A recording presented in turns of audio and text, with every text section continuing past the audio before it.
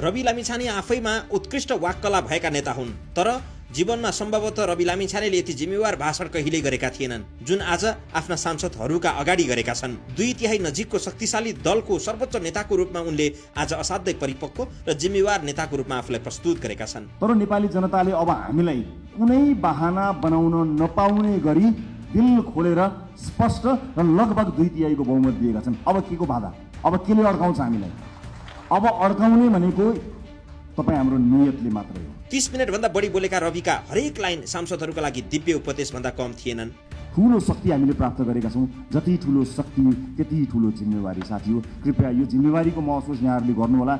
म जहाँ जुन ब्याकग्राउन्डबाट आउनुभएको छ म सबैलाई स्वागत गर्न चाहन्छु। राष्ट्रसभाभित्र सिङ्गो देशको अनुहार छ। रविको त्यो मन्तव्य यति शक्तिशाली थियो कि सारा सांसद एक टक रविलाई हेरिरहेका थिए, उनका शब्द पछ्याइरहेका थिए। अब संसदको सेसन चलेभन्दा बाहेक तपाईहरूको भेट जनतासँग हुनुपर्नेछ। आफ्नो निर्वाचन क्षेत्रमा निरन्तर खट्नुहोला।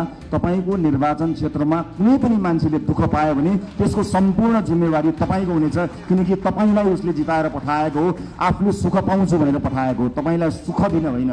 नागरिक हामीलाई भोट हाल्न तयार थियो, तर पनि हामीले अतिरिक्त प्रतिबद्धता किन गर्यौँ भने हामी कमिटेड छौँ।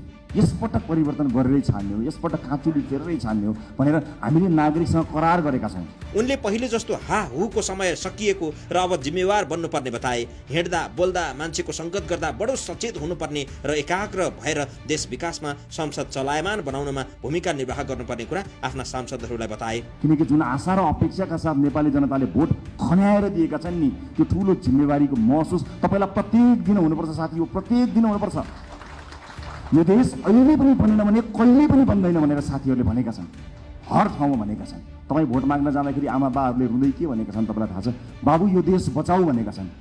सुन्दाखेरि यो देश बचाऊ कति सामान्य कुरा हो नि, कति गहन कुरो छ, कति गहिरो कुरो छ, कति ठुलो कुरो छ भन्नुहोस् त। यो देश बचाऊ हामी जस्ता सामान्य मान्छेको हातमा, निलो झन्डा फरफराउँदै हातमा घन्टी बोकेर हिँडेका हाम्रा हातमा